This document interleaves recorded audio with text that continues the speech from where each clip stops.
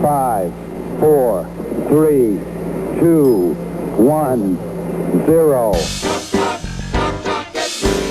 Real people, real issues, real life. Talk Recovery Radio. Live from the heart of the downtown east side, it's Talk Recovery Radio with Giuseppe Ganci and Darren Gaylor on Vancouver's Co-op Radio, CFRO 100.5 FM. From the streets to the studio, bringing you addiction recovery stories from real people with lived experience and real experts on today's issues. Tune in live every Thursday, noon to 1. Powered by New West Recovery. Real people, real issues, real life. Talk Recovery Radio. And good afternoon, everyone. Hello, this is Giuseppe Ganci, and I'm here with my co-host, Mr. Darren Gaylor. Hey, Darren, how are you? What's going on, Giuseppe? Welcome to Talk Recovery, everybody. Welcome to Talk Recovery Radio and podcast. As you saw at the end of that video, we're everywhere. We're on iTunes, SoundCloud, Google Music, whatever you want to call it, and many other streams. So yeah, follow us. Follow us on YouTube. All these shows are then in video format on YouTube as well. 7 seasons, hundreds of shows, thousands of guests. Because of you, thank you. Darren, always good to see you. Looking forward to be back in the studio. Why are we on Facebook Live? Because Vancouver Co-op Radio, the radio station, shut down because of COVID. And one day we'll be back. I think, June, they're saying everyone's going to get vaccinated that want to get vaccinated. So we'll see if that happens. And maybe by fall, we'll be back in the studio. So we'll have to wait and see. I've been vaccinated, so I'm happy for that. So hopefully everybody else gets vaccinated too, so we can plan recovery month in September. It must feel good to be essential. Everyone's I'm just a poor old stay-at-home dad. Yeah. You know what? One of the most essential people, parenting is one of the most safety sensitive, essential jobs we have left on the planet. Absolutely. And, I just don't think it gets the recognition it should. And so if you're at home, being a mom, being a dad, like, you're more than essential. You're just as important. You're more important if you ask me. So props to Darren being a stay-at-home dad. I've been on Zoom since 8 a.m. this morning in different meetings. I've been talking recovery since 8 a.m. So I'm kind of just like, thank God I grabbed some lunch before the show, and I'm not gonna, be hangry during the show. So which is a good sign for this week. We bring recovery issues to you every week on Thursdays, powered by New West Recovery. And we're going to get right into the show. We got an awesome guest. We have 2 great guests today. And later on in the show, we'll be talking to Jeff. He's got 31 years in recovery. And so we're going to be able to have a conversation on what that journey is and how did he get 31 years clean and sober. But first, we're going to talk recovery with who, Darren? Yeah, we get to talk recovery with Nicholas Hennink today. Nicholas is the Canadian Paramedic of the Year, recording artist and mental health advocate. After personally being inflicted with the sting of PTSD and addictions, his campaign, We Are Warriors, was created. Welcome to the show, Nicholas. Hey, guys. How are you doing? Pretty good. That's awesome. We really want to get into, what We Are Warriors is all about. First thing, though, what's it like, after having gone through post-traumatic stress disorder, like, coming on these interviews, even if we don't get into the absolute details of it, does it bring up some anxiousness around the emotional aspect, or knowing that you're sharing a message is part of that healing? Honestly, it's, like you said, it's part of the healing. By sharing your story, it's going to help somebody else. I retired from EMS this last December, because I found myself going through the same pattern. I know you guys know what I mean when I say this. I'd work, relapse, go straight back to work, then relapse and go straight back to work. So it was like this continuous cycle that I wasn't dealing with my emotions. So talking about it really helps. And I think we're on the right track now with our journey. Right on. Sounds pretty cool. We Are Warriors. Like I said, we'll get into that. when did the circumstance take place? Like what year that created the PTSD? Honestly, it's cumulative. So it's one of those things that happened over time. So over 16 years, I think I started experiencing symptoms probably about 6 years ago, to be honest. Yeah. And it wasn't specifically on one call. Everybody thinks that PTSD is like this one big call, and it could be, it could be one big event that gets you. But mine was just over time. I wasn't dealing with anything. I wasn't dealing with my emotions. I wasn't dealing with any of the symptoms I was having. So I saw it's just got worse, because that's exactly what it does. If you just keep it in you, it just gets worse. So I started experiencing nightmares and night sweats. And what worked for me? Drinking, until it didn't work. And then I had a problem. Damn it. There's too many stories where it stops working all of a sudden. Right? Yeah, we can attest to that for sure. So you've been a paramedic for what, 20 years then? For 16 years, going on 17 years, yeah. Okay. And getting into it at that point, what was the narrative and the conversation around like mental health and like, I mean, you knew what you were getting into, but you think so, but honestly, Darren, it wasn't like that. When I got into EMS 16 years ago, there wasn't in regards to your mental health. I mean, they mentioned it that, you're going to go to serious calls, and some people don't make it, some people do. The attitude we had. So the stigma was really huge in EMS when I started. So you weren't allowed to talk about it. You weren't allowed to show any weakness. You just had to suck it up. And it was that mentality that we had. So when I got into it, I just wanted to be a paramedic. I wanted the lights and sirens, I wanted to be cool. I wanted to wear the uniform and save lives, that is not what it turned out to be. It was something completely different in the end. Still the most rewarding job I've ever had in my life. But if you don't take care of yourself in this job, you're going to hurt yourself. That's just fact. From the countless of firefighters that I've spoken with too, that have dealt with these issues, it was the same, like sort of a little bit naive getting into it. I'm going to slide down a pole and I'm going to, climb up a ladder, but the seriousness of it all is that you were going to see some stuff. Yeah. And I guess that's, whether I hope the conversation and the preparation for, people in training now has changed a little bit and adapted. But, that's just it. It's the accumulation of not dealing with it. And you also brought up the stigma. And we talked, I can't remember the guest. It was on the topic of PTSD. And Giuseppe, maybe you can remember, he didn't like the disorder aspect of the PTSD. And yes, it was post-traumatic stress injury. Injury. It was an injury, not a disorder. I mean, not to get into semantics, but words carry a stigma. What was that the thing, like admitting I have a disorder, that I should be stronger than this? Yeah, I think times are a little bit easier now. When I came forward about 2.5 years ago, I was very naive. So I came forward and said that I had this problem and that I was experiencing these symptoms.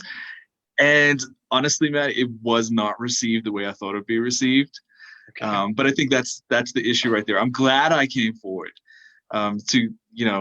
because now I really hope that because a lot of us are coming forward and saying we're struggling, that more people can come forward and the stigma slowly but surely moving aside. So people are talking about it. But yeah, that wasn't the case. And PTSD, OSI, whatever you want to call it, it's still the same thing. But a lot of people get lost in the words. I like the idea of calling it an injury when it's done at work, because I also think it's also part of the funding stream. If it's an injury, then it's funded in a different, it's okay, well, this is, you got hurt because of work, so we're going to put you in this like workers' compensation and, all that kind of stuff. So, obviously when there's a healthcare issue, to fix it, you need money to fix it. And, healthcare is not free, even though you think it's free, it's actually not free in Canada. Somebody's paying for it. And injuries or disorders such as PTSD is finally coming to light. That is something that needs to be paid for, because the reality is if you're somebody in the downtown east side with PTSD, good luck. You might get some art therapy covered by some community agency. Exactly. Thankfully, somebody that's got some private insurance and healthcare, you're going to get counseling. I remember talking to a nurse who's a friend of mine in another project I was working on, and she suffered from PTSD, but she was a nurse. And her boyfriend, who she met in the worlds of rehab, was just off the streets, and a romance, coming out of a novel, if but sadly he overdosed, and she was given health care on a red carpet. She got PTSD, trauma therapy, and everything. He had to sing for his soup at Sally Ann just to get a bed because he didn't have that. So I think that's why we're talking about injury and so forth. Talking about rehab and all that, I was reading in your profile bio and so forth, you'd been to rehab 3 times. 3 times, yeah. So I want to talk about that a little bit. A couple of questions, and then maybe you can summarize it. Was the rehab just for the addiction, or did you actually, was it a struggle to deal with your trauma in your rehab? That's one question. And then the other question is, so many people say rehab doesn't work. And we actually have some haters that watch our show every once in a while because we use the word recovery. So this is a question directed to them actually too. So hopefully they're listening. Did rehab fail you? Did you fail 3 times? Why didn't you get it the first time? So a couple of questions there. What was your rehab story? How was the trauma in there? And why did it take you 3 times? I'll just go back to the cliche. It's progress, right? I really struggled in the beginning. Put it this way. The first time I went to rehab, I didn't want to go because, like you said, the funding wasn't there. So I had to pay full rehab when I went to rehab. So I was really struggling with that, and I wasn't ready the first time. So I fully admit that. I was like, okay, I don't have a problem. I'm good. This isn't me. I'm not like these people. We've all heard it before. Until I got into rehab and I met the people, and I'm like, okay, shit, I'm just like everybody else in this room. There's nothing different from me. But to be truthfully honest, I have struggled with the PTSD and the addiction, and I did not deal with the PTSD. And because I didn't deal with the PTSD, the addiction was just going to keep back and biting me in the ass. And I didn't change anything in my life. People, places, and things, right? I didn't change anything. I went straight back to work every single day. I don't feel like my rehab was super successful. I think a lot of it had to come onto me eventually. It was nice to be dry for that period of time and give me a boost. But I feel like there was still so much more that needed to be done, but there always is, right? So I needed to accept that I needed to work on myself, and seriously work on myself. Take this as a job, seriously. I needed help, and I needed to work on myself. The rehab was not going to fix me, not at all. It gave me time for sobriety, gave me some tools, but then I'm still have to be on my own out of there. That's kind of I hope that answers some of the questions in regards. I mean, it's such a perspective change that's required for those of us that are, going back, especially into a pretty high stressful vocation. It takes a little longer than 30, 60, 90 days, that's dealing with the alcohol, right? So you're going with the identity of, I can't handle my job. I can't, I can't emotionally handle it. And I can't handle my drinking.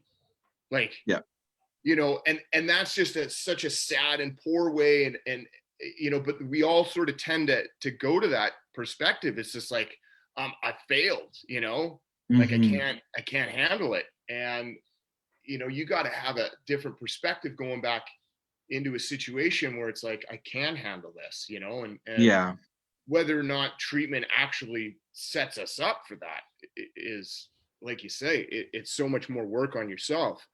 Exactly. That being said, like, so your last time out of treatment, like you said, dealing with, you know, quitting the substances, what did you do differently to carry on your healing? Well, this time I focused on the PTSD. So I sort of outside of rehab. So I started seeing a psychiatrist. I started working on myself. I started I took Warriors, We Are Warriors, my campaign, and I really started focusing on it. And I realized that 12th step, right? I helped by helping other people. It really gave me this boost and this new identity, because really I struggled with my identity. I wasn't a paramedic anymore. I was a paramedic for so long, and it was hurting me. And I had to accept the fact that it was hurting me, and there was nothing I could do about it. If I wanted to be sober, and if I wanted a relationship with my daughter, and if I wanted a positive life, I needed to get out of EMS. And that I moved cities, everything. Like I took a drastic change, and sometimes it's needed. I needed to drastically change my life in order to get to a point of recovery. And I truly believe in recovery 100%. It's one of those sayings, what are you going to change? Pretty much everything. Everything. You know, like, well, what do you mean everything? Everything. Yeah. And because drugs and addiction is, you know, everybody, you know, we get lost in this idea that addiction is about drugs, and that if we give people safe drugs, like, we'll be okay. And I mean, obviously we want people to live, but the idea that it's heroin or it's crack or whatever, it's alcohol. I mean, I was just talking to somebody who's got a husband that's an alcoholic the other day. Do you know how hard it is to get an alcoholic in rehab? Like, you know, like you probably do. It's hard, and it's safe supply. Like, the idea that it's, you know, because, you know, we make something safe. It's like, it's so hard to get an alcoholic into rehab, and so here you are, paramedic, you know, don't tell that you got these issues. And did you ever get to a place where, like, I just have to change careers, like, to other paramedics that are out there? You know, there's you know, we're pretty frank on this show. So, you know, you signed up to be a paramedic. Nobody forced you to do this. And now you're seeing blood. And now it's like, oh, I can't, like, should you change jobs? Like, that someone's going through that, because I have a friend who was a firefighter, you know, within a couple of weeks, he was already in trauma counseling. And that was one of his real things. It's like, people think I'm a loser. You know, I picked this career path. So how did you get through that, despite the alcoholism and the addiction and the drug addiction, whatever the case may be? Well, first of all, I didn't get through it in the beginning because I didn't want to admit that I had a problem, or that I think it's the whole, like, I'm not strong enough. You know what I mean? Like, we go to these trauma calls, and you see your senior partners or your senior medics deal with this stuff. And it was very hush hush. We joke about it. We have a really dark sense of humor on calls and stuff, but that's a coping mechanism. But I would say that if anybody's going to EMS, it's not going to be all sunshine and rainbows. You're going to see traumatic things. You're going to see people at their worst, at the lowest moments. And you can do this job for a very long time. It all comes down to dealing with those emotions when you experience them. If I just dealt with it, you know, if I just talked about it, if I just told somebody, you know, struggling, you know what, it died. I mean, you know, we've got that mentality that men can't cry. If I just sat down, mourned a child's death that I just went to, maybe I would have been able to keep this career for a longer period of time. But it does come down to, you're totally right, Giuseppe, it does come down to the fact that if the job is hurting you and your time in, there's no shame in putting the job away. and finding a different career. And I had to do that. It doesn't mean that I'm never a paramedic. So I'm still a paramedic, but I'm more than that. Your identity is so much more than just your job. Well, you're that guy on the airplane. Is anybody a doctor? Yeah.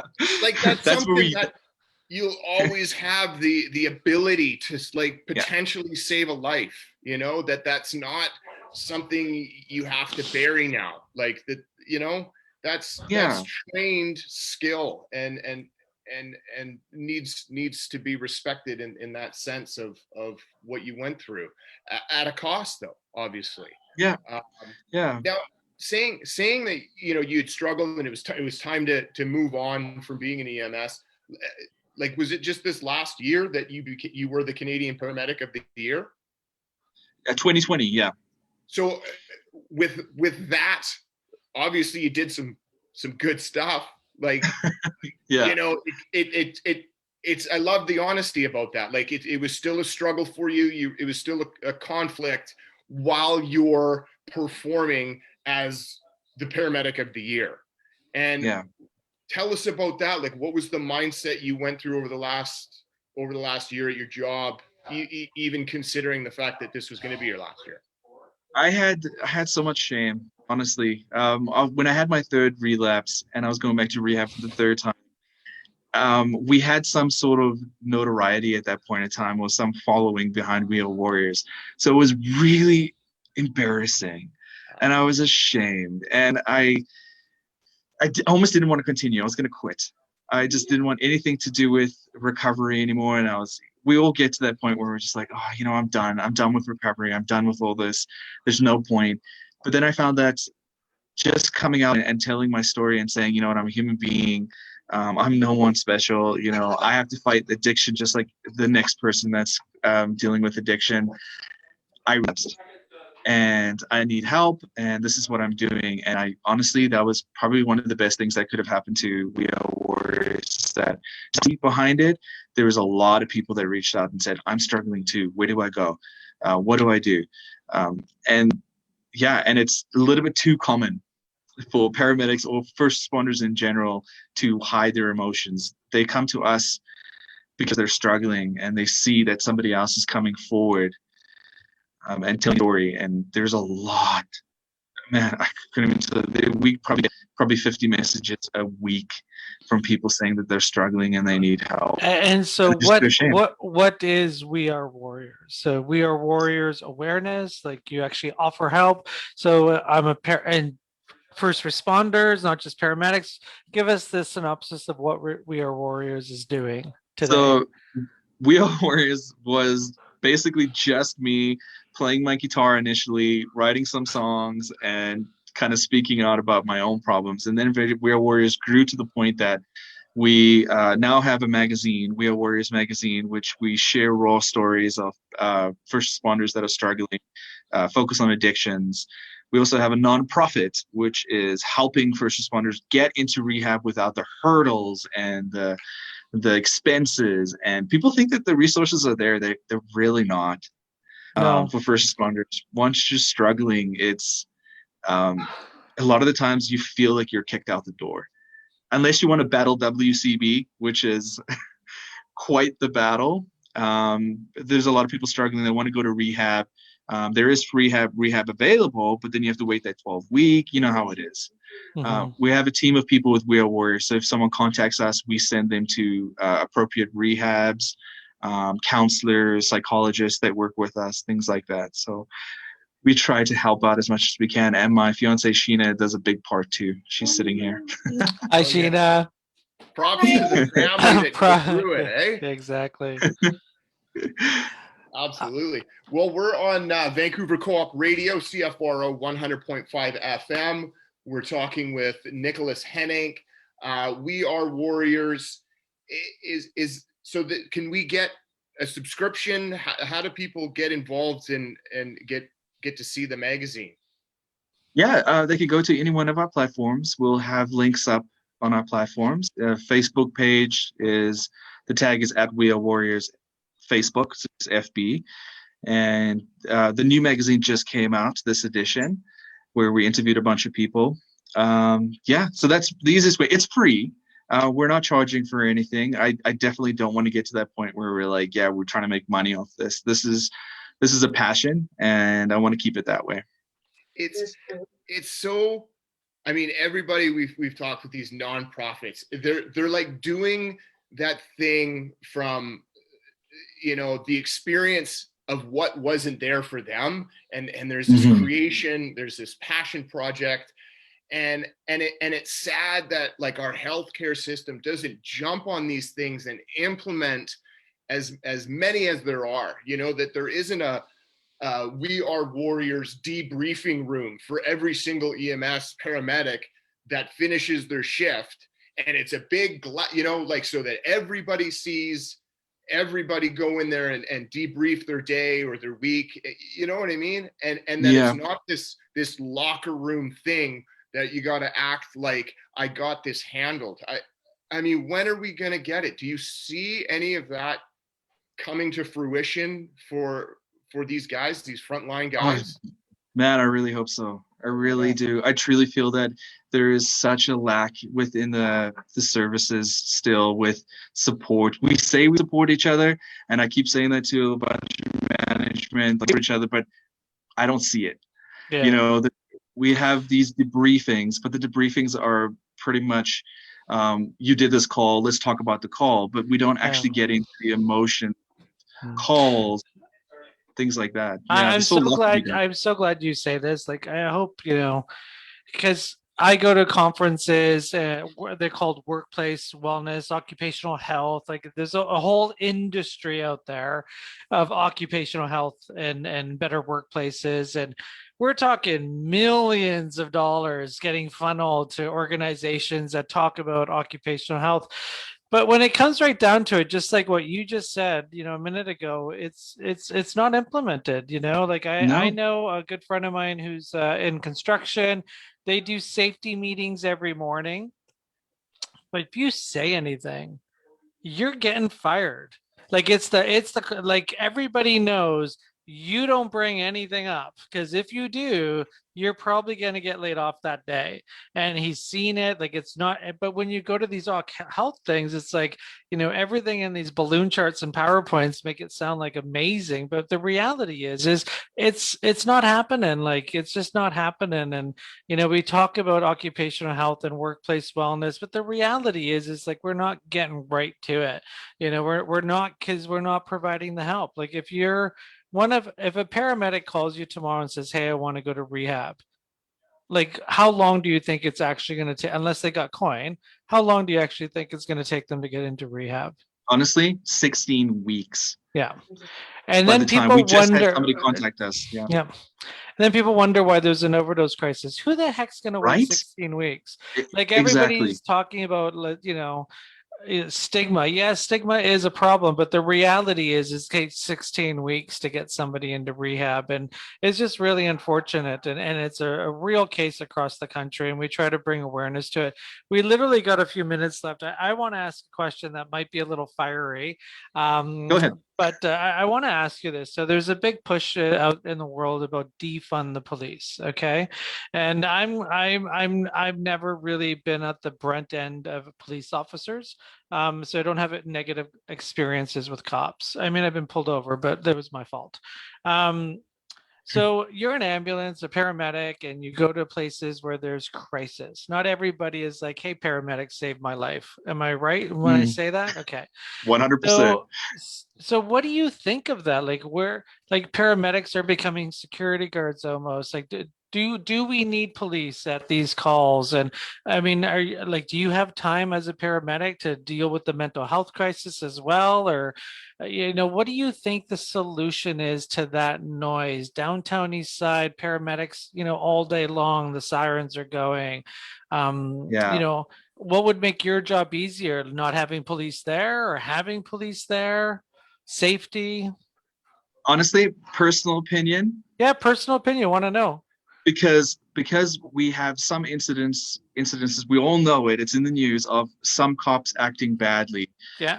That is no excuse to start taking budget away from our police. We need them. That is our safety. And the cops do a lot, the police departments do a lot of good in the communities, but they don't show that. You know what I mean? They don't show the good that happened. They've helped me in so many instances where I could have lost my life pretty much, right? And they jump in there and they put their lives on the line for their communities. So there is fatigue. There is fatigue amongst police officers. Instead of defunding them, why aren't we helping out and funding, getting more police officers out there, spread that work out there for them, because they're overloaded. Same with paramedics, same with nurses, same with doctors. But that's, there's no ways I can change the government's idea of what they should fund. But well, you can. You are by this. We are warriors. Darren and I are. Yeah. We do this every Thursday. We try. To do what we do. We try. That's all we can do is just keep adding sound bites to the narrative. To the recovery exists. Recovery is real. People that have PTSD and addiction can.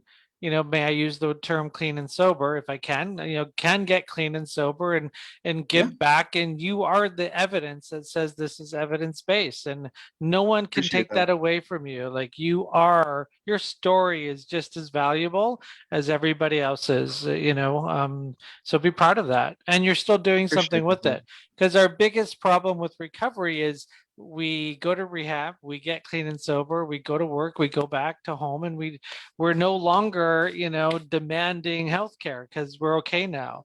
And so the more of us that stay advocates in recovery, the better it is for all the new people looking for it. That's my belief.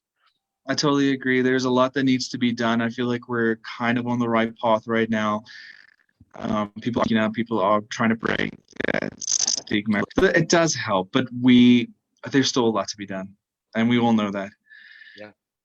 Well, definitely. I don't know if you are aware of anybody else that attempted to do what you're doing, as an ex-paramedic.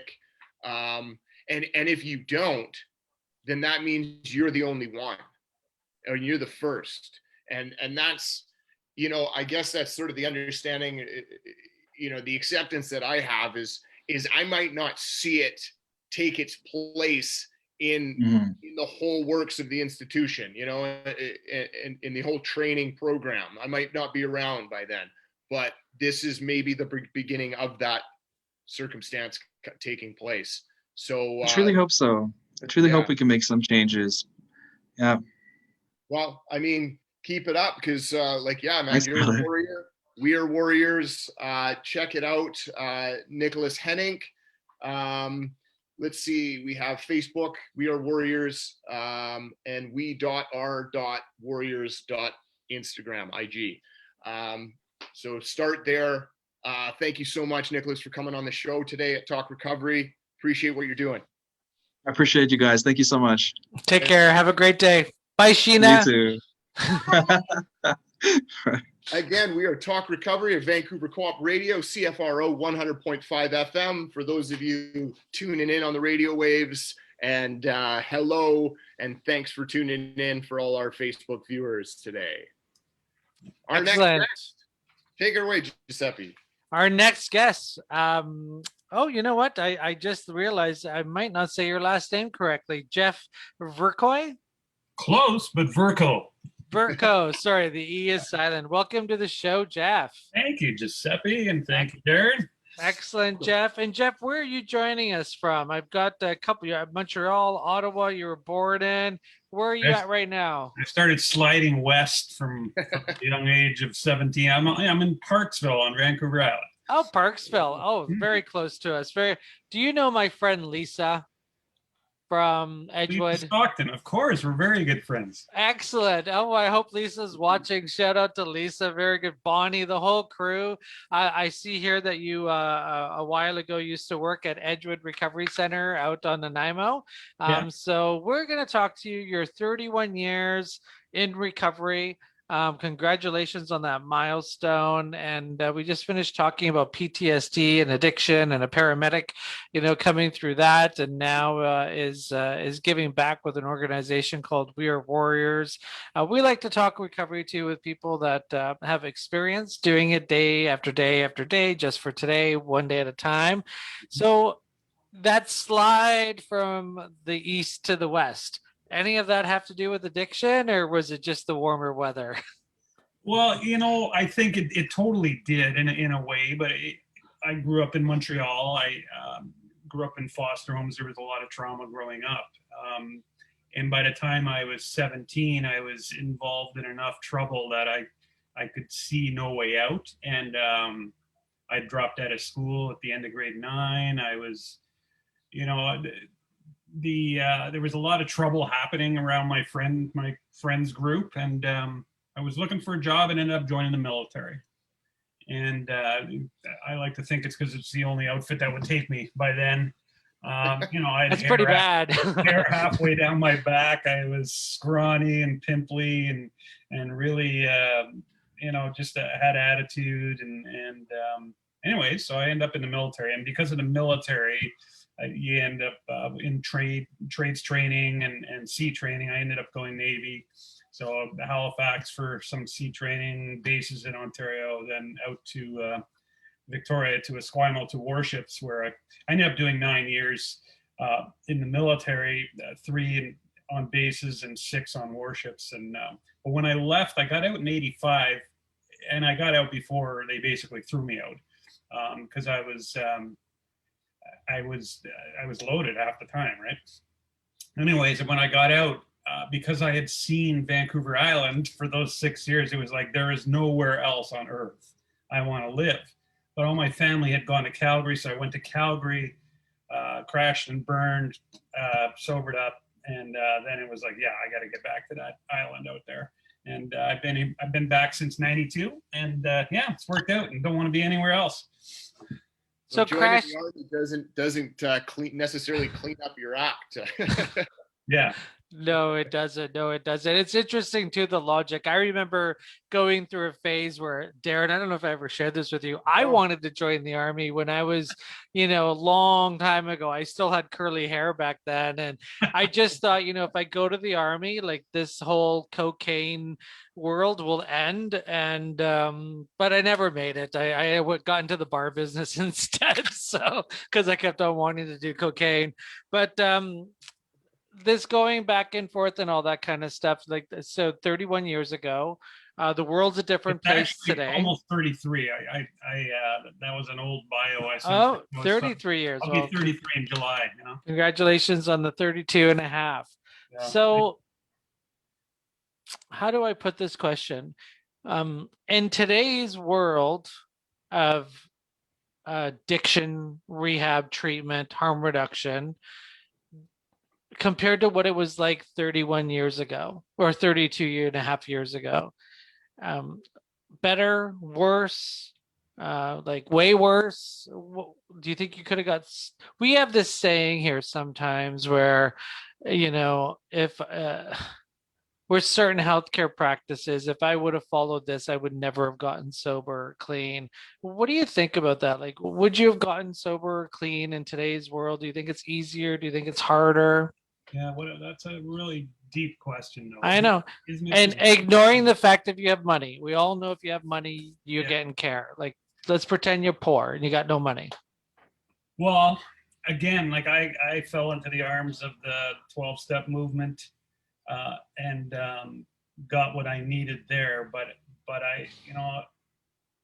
I think today when I think about what I did, especially in my first couple of years, like, the open-mindedness was so important, and people, give me a wide berth, right? I had anger written all over me. I had shame all over me. I didn't believe anybody. I was not into God. I was terrified of what was going to come out of my mouth. I think there's as much chance today as there was then, but there's in a way. Like, one of the things I did, I got sober at the same time that John Bradshaw's Family series was going, right? and I had this big secret, which was my upbringing, raised by an alcoholic mom who was bipolar. When she would lose her crap, we would end up, and 7 kids, we would end up back in foster homes. So back and forth from foster. So there was a fair bit of trauma there. And when I got sober, I knew I was alcoholic, or substance use disorder, whatever you want. Any substance I could use, I would do it. I was just looking for a reason to stay alive. It wasn't even so much about not using it again. Give me a reason to stay alive, man, because I hate myself so much, right? And so I got told that there's a place for you. Hang out with us and you will hear your story, like they say, and all that came to pass. And at the same token, there was another guy kicking around back then, Bob Earl, who swore he had been shot at in LA. He talked about the insanity of the first 5 years. He ended up becoming a writer. And I some of you old guys that have been around a while know these names. And I was fortunate enough to get sober at the time when they were on the circuit doing the talks, and they came to Calgary and I got to meet them. And all of a sudden the polite crowd, which was don't swear, that's not a sign of good recovery and all that. Like I just got out of the military. That's all we did was swear, right? So it was asking too much of me. And here comes Bob Earl saying, swearing's okay, just tell me where you're at. Tell me where you're at. And when I sponsor people today or whatnot, or work with them, that's my thing. I don't need you to recite me passages from anything. I need you to tell me how you're doing and what you don't know. Ask some questions, and that's what I was told. So when I look at today, I go, you know what? You can Google up any question you want, no matter where you are at in life. And there will be a shrink or somebody with long-term recovery or somebody who's been there, done that, will be able to give you an opinion on it and a possible solution. And then it's on you. If you don't want to go do it, that's on you. But here's the options, right? And I think too many opinions, too many options nowadays. What other options did you have like in front of you as far as getting clean and sober? Like, back in the day, like that's so many the old timers stories. So sorry to put you into that bracket, but like I went to a meeting and the old timers that were there, like they jumped on me and they, they took me out. And I can't say that the old timers did that to me. It was the one guy, there was 2 guys. One of them, Marty, had been around for, I think, 4 years. He was into adult children. And I'm like, what the hell is that? And he said, well, my parents were problematic. And so next thing you know, I'm showing up at one of those meetings, right? So, okay. And back then there was quite a bit of controversy around the other 12 steps. It's like, the 12-step group we were involved in was the one, and for me, it was like, man, I want all the help I can get, right? And like I said, it still comes down to what is your issue? You know what I mean? And I knew what my issues was. I had a bunch of stuff from my upbringing. I had a bunch of issues with authority. I had sexual abuse stuff sitting in my past. I was and I was suicidal and I was violent, right? So I mean that's a list of like psychotherapy right there. That's like how did you evolve, manage, deal with all of that stuff with a sponsor and going to meetings? One of the things I did is I journaled. So I wrote probably 4 or 5 times a week. I would write a page and I would write, where am I at tonight? And then I would close it with a paragraph. I was told, the old God thing, and it was like, okay, so I don't really buy in. I got told, well, just pretend that there is one. And if there was one, what would you say to this thing? Okay. I'm like, how ridiculous a concept is that? But I started doing it. And what that did is it fostered something, I guess, hope. I started building some hope. And so I think little things like that, like starting to look, once you've written out some of your stuff and you see it there in front of you, it becomes like, holy smokes, like, am I really packing all that around with me? Yeah. So when I think about what I did, those were really important things to slow down enough. And I wasn't clicky. I'm kind of the awkward guy.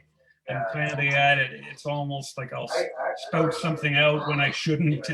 And so be it. But I was also, coming out of the military where, we're trained for situations. So when something happens, the first thing you do is shut down your emotions and you rely on your training and you just go do that. Well, it's not exactly easy to flip those emotions back. Well, yeah, I mean, I had no idea when I was new that there was a difference between reaction and responding. I'm just like, what are you talking about? Like what does that even mean? And then I kind of had the Oprah Winfrey definition of that from watching TV, which really didn't have coming from the inside soul. It was just this like, kind of dictionary response of what a reaction is. But now it's like after writing out and actually getting that visualization and seeing other people in a vulnerable environment react instead of respond, it's like, oh, that's what I do, that's my problem. Like, it's not just crack, it's like all this other stuff. So 32 and a half years, a lot of people, like after 6 months of rehab, I'm done, I'm good. 1 year, the 5-year mark, everybody, I don't think it's, ever really been proven, but, after 5 years, people stop going to meetings. Why do you still go? Well, how do I, that's a great, I loved it. Once I thawed out, and I remember going to my first rally, right? Or roundup, whatever they called them. It was at the Max Bell Arena in Calgary in 86. And the speaker had just finished speaking.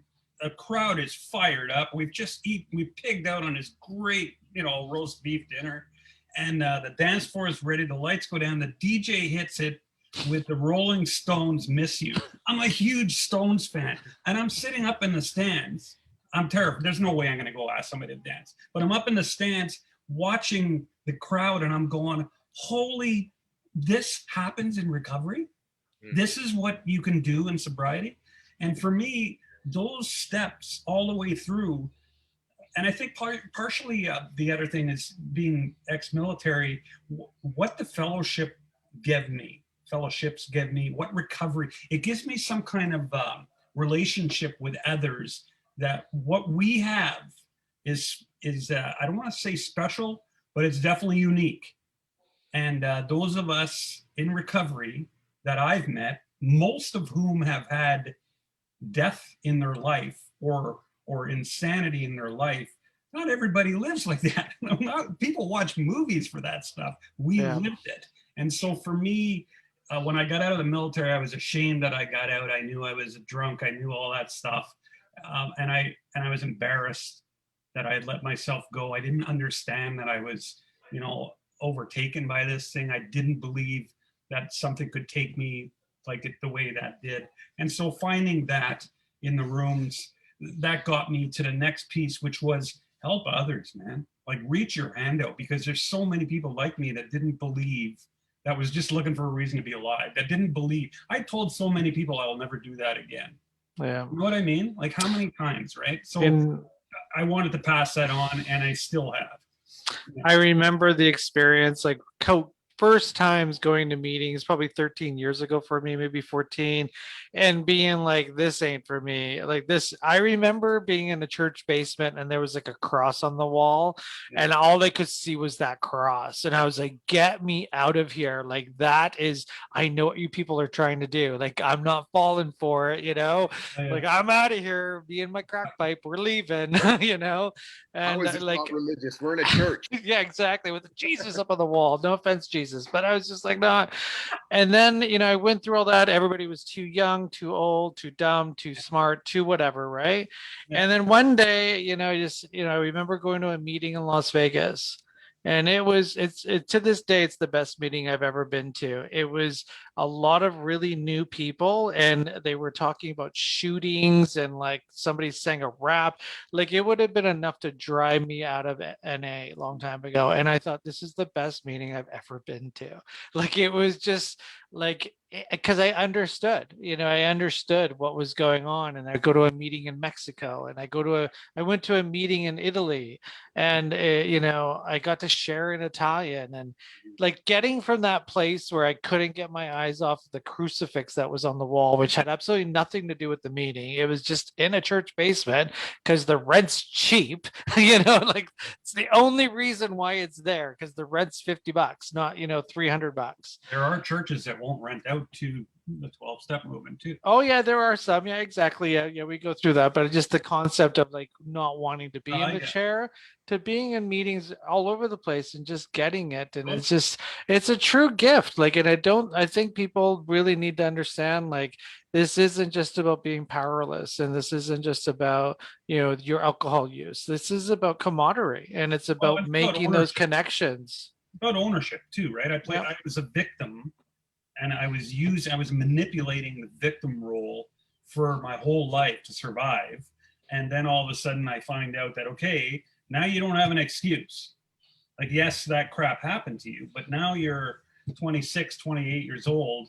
Why are you still acting that way? And so recovery became about owning my stuff. And I think like I went back to school right away when I got sober. I did my high school, and then I ended up in journalism at Mount Royal University College at the time, and turned out I had a gift for that. And one of the things that happened, and it happens to a lot of us, that I find that I end up in recovery, is certain people start showing up in your life, like, and just reaching out. Okay, let's go. Here's the next step. I call it, it's like being on trying to get across the stream, and there's another rock. Oh, okay, you step on that one, and you step on that one. But all these people keep showing up, and here I am at 33 years. They're still showing up. I mean, like, as a journalist, I've been fortunate to have met some really amazing people. I mean, that's the great thing about being a journalist. You get to meet some of these incredible people and pick their brain. And those of us in recovery can smell a con a mile away. And so they know that, a lot of these high-end guys. And the gig is up, yeah. And so you could hit them with these really insightful questions. And so it's become fun for me. And for instance, so yeah, let's put it there. So before we end, we got like 6 minutes left, and I just got one more question about creativity and substance use. So you became a journalist after you got into recovery. We have chats. I work in a rehab center, Last Door, one of the organizations behind this show, and you get people that's, I'm a musician, I need my weed and my psychedelics for being creative, and it's part of my creativity process. Like, how do you, like, your creativity, could you imagine being a journalist under the influence of a substance? Like, do you think you would be? Did pretty good. What's that? Hunter S. Thompson did pretty good. Okay. But you know what, my creative, like, my thing is, I'll put on some James Taylor or some Cat Stevens or some Genesis or Peter Gabriel, something to mellow me, and then memories come back, like crazy. And then I get into that spot where I can write in a perfect world. But it's formula, like the creativity piece. I don't know. I think a lot of it just, we use whatever excuses we need to get loaded. I could come up with a million excuses. I mean, the truth is that I don't miss the hangovers. I don't miss the dope fog. I don't miss the lies. Like, I've got such a good life since I reached up and asked for help, because that's what it comes down to. I had to ask for help and then do what was suggested, right? The two pieces. But I hope I don't ever get so mad or bummed out that I think that, it's no big deal if I decide to just step out for a minute. We all have that chance every single day of our lives, right? There's no guarantee. I mean, we all know people that are superstars that went out. Right. I mean, so I just try and live in my day and get up every day with some sense of gratitude, some sense of curiosity, I show up. That's the other thing Bob Earl used to talk about. Show up no matter what, whether they want to kill the guy or not, show up, right? And then keep the open mind, and stuff starts happening, right? So I did 12 years at the newspaper in town here. I got pissed off one day and walked out of that paper, and I golfed for a year and read books and did nothing. And then I ran into one of my golf buddies, a counselor at Edgewood. I get the job offered, well, come to Edgewood. You know, you were, I forget what I was, 15 years sober at the time or whatever. Come answer the phones, wash the floors, whatever, until you figure out which paper you're going to. So 12 years later, I'm still working at Edgewood, you know, because I just show up and these people keep coming up and say, yep, come with us. And I, you know, unless it breaks my moral code or my ethics somewhere inside, yeah, let's see what it, you know, I don't really set this, I'm not a goal guy. I'm a what's happening over here guy. You know what I mean? And then corporations get involved and out the door you go and to save money. And I thinking of going back and working in a grocery store or whatever. I don't care. You just got to pay the bills. It's not my, you know, it's not nuts. And then Steve Lowell from Aurora, and they phoned me up one day and say, look, we want to write stories about some of the people that we are involving in our project. I'm like, wow. And so next thing you know, I'm writing about some of the leaders in the field of recovery, like some of the top dogs, and I get to interview them all. And it's almost selfish because I'm learning all this stuff, and then I get to mix my mojo of whatever I learned in journalism and help them to create the message they want. And out we go. And this is what, you know, the phone rang. I didn't phone them. And so for me, I just, that's my kind of MO. Show up, man. Who knows what we got? Who knows who's going to phone up and say, I need your help here? And, you know, yeah, you got to have a fallback. So yes, there's a grocery store in town I could go work at. I owned an ice cream shop before. During the Calgary Olympics, I had a sandwich board on me and was selling Calgary Sun newspapers. I was making $0.25 off of each one. You know, I'm sober and I'm doing it, but I don't care. Is someone going to laugh at me because this is what I do? You know what I mean? Like recovery to me is all about. We did a lot crazier fun. things behind man. closed doors, you know, man. you know, so all Yeah. of a sudden it's just like, I was okay with being in an SRO doing whatever it was that I was doing. And now all of a sudden I, you know, I have, you know, guidelines that I need to, you know, like the life has to be perfect. It ain't going to be perfect in recovery. But the idea of you saying show up, that's what we teach here. It's like, if like not showing up is just as much addiction as using drugs.